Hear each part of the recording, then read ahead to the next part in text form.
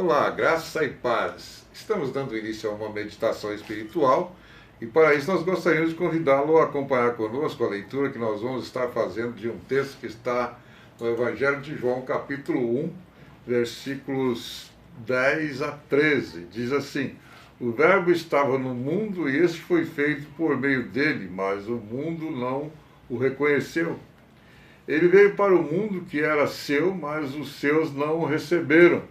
Mas a todos, mas a todos que o receberam, aos que creem no seu nome, deu-lhes a prerrogativa de se tornarem filhos de Deus, os quais não nasceram de linhagem humana, nem do desejo da carne, nem da vontade do homem, mas de Deus. Nós estamos diante de algumas verdades que nos desafia a pensar sobre. A primeira ideia é sobre o verbo palavra. O verbo aqui está relacionado com o logos, que é a mais profunda explicação da existência ou do ser de Jesus, do ser Jesus. Ele é a palavra e o mundo foi feito por meio da palavra. Quando Deus diz, haja terra, a palavra estava em ação. Então Jesus veio para aqueles que o rejeitaram, aqueles que não o quiseram. Veja só, o Verbo estava no mundo e este foi feito por meio dele, mas o mundo não o reconheceu. O mundo que foi feito por Jesus, porque Jesus é Deus, ele diz, eu e o Pai somos um. Evangelho de João, capítulo 10, versículo 30. Eu e o Pai somos um. Então, para corroborar com esta ideia de que ele estava em ação, lá na confecção, ou na criação do mundo, então a gente tem que pensar nessa ideia de que tudo estava centrado nele, foi feito por meio dele, Jesus. Mas o mundo não o reconheceu, quer dizer, aquele país, aquela comunidade, aquela clã, ou aquele clã, não reconheceu, não aceitaram Jesus como Messias. Fizeram até piadinha, pode vir alguma coisa boa de Genezaré? Não foi o que eles falaram, né? Então é um comportamento de rejeição, né? Desprezando. E aí o versículo 11 diz assim, ele veio para o que era seu, mas os seus não o receberam. O povo de Israel foi um povo escolhido, continua sendo, mas nem todos têm correspondido a essa escolha. E por isso estão em trevas, estão envolvidos com todo tipo de crença, todo tipo de idolatria, todo tipo de vis maneira de viver, ou vãs maneira de viver. E por conta disso estão cada vez mais distantes. Mas graças a Deus que existe um remanescente.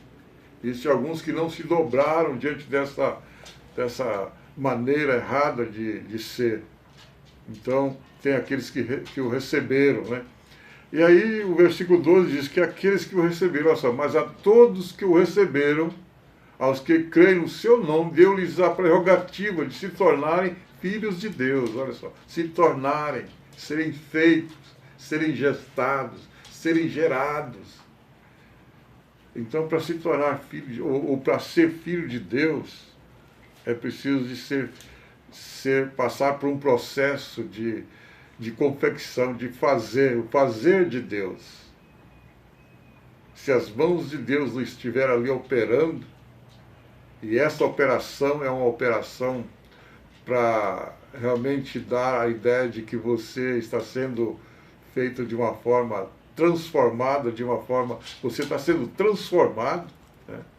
Não é um meio natural, como nós vamos ver daqui a pouco, né? O apóstolo Paulo disse em Filipenses 1,6: aquele que começou a boa obra em vós há de aperfeiçoá-la até o dia de Cristo. Então, há um processo de Deus na situação. Não é qualquer um que pode dizer, eu sou filho de Deus. É muito fácil você fazer a oração do Pai Nosso. Pai Nosso que estás nos céus. Eu faço isso com toda liberdade, porque eu tenho certeza de que um dia eu me arrependi dos meus pecados e me entreguei a Jesus, me tornei um filho de Deus. Por isso eu posso dizer, Pai Nosso. Mas aqueles que estão aí fazendo essa oração, por achar bonito, por achar uma coisa assim mística, né? Mas no fundo o comportamento, os seus atos revela de uma forma a condená-los, dizendo, como que você pode dizer que Deus pode ser representado como uma coisa como você agora? Uma pessoa decaída em pecado, toda cheia de torpeza, de sujeira do pecado? Pode você representar? Ou pode você dizer que eu sou filho de Deus? De forma alguma, né? De forma alguma. Para eu me livrar de toda essa sujeira, de toda essa impureza que eu estou vivendo, há um processo, há um meio, né? Há uma situação a ser invocada aí.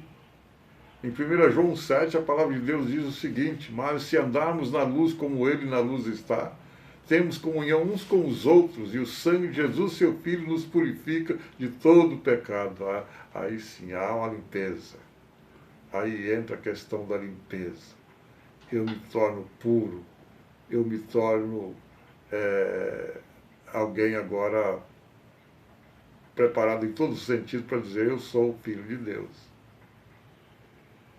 E Paulo falou a respeito disso, dizendo, se alguém está em Cristo, assim que se alguém está em Cristo, nova criatura é, as coisas velhas já passaram e eis que tudo se fez novo.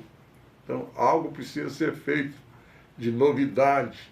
Há necessidade de uma transformação, tipo a metamorfose, que Raul Seixas falava dela, ou falou dela, né? Cantarolou, né? Em versos, né? Essa metamorfose ambulante. Então eu preciso passar por uma transformação. Olha só, mas a todos que o receberam, aos que creem no seu nome, deu-lhes a prerrogativa, deu-lhes o poder de se tornarem filhos de Deus, de ser gestados, de ser gerados, filhos de Deus. E aí vem a explicação. O versículo 3 diz assim, os quais não nasceram de linhagem humana, nem do desejo da carne, nem da vontade do homem, mas de Deus. É Deus fazendo. Portanto, aquilo que Paulo disse em Filipenses 1,6, repetindo, aquele que começou a boa obra em vós, há de aperfeiçoá-lo, há de completá-lo até o dia de Cristo. E para que isso aconteça, eu tenho que me arrepender de meus pecados. Por isso que Pedro, em Atos 3,19, diz, arrependei-vos, pois, e convertei-vos para serem cancelados os vossos pecados. Então eu preciso me arrepender. Que Deus te ajude a arrepender daquilo que não agrada a Ele e se livrar disso pelo poder do seu sangue derramado lá na cruz. Em nome de Jesus, eu invoco e eu desejo que isso aconteça em sua vida. Amém.